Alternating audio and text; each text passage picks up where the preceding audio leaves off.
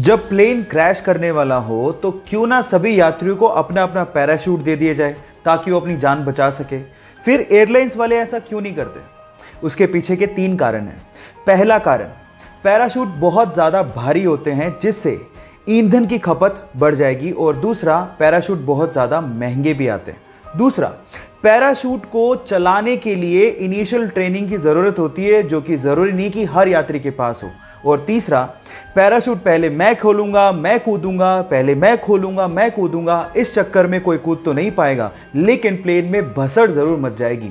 सो इन 3 कारणों की वजह से पैराशूट एयरलाइंस प्रोवाइड नहीं करती हैं। ये इंटरेस्टिंग फैक्ट जान के आपको कैसा लगा, चैट सेक्शन में लिखना मत भूलिएगा।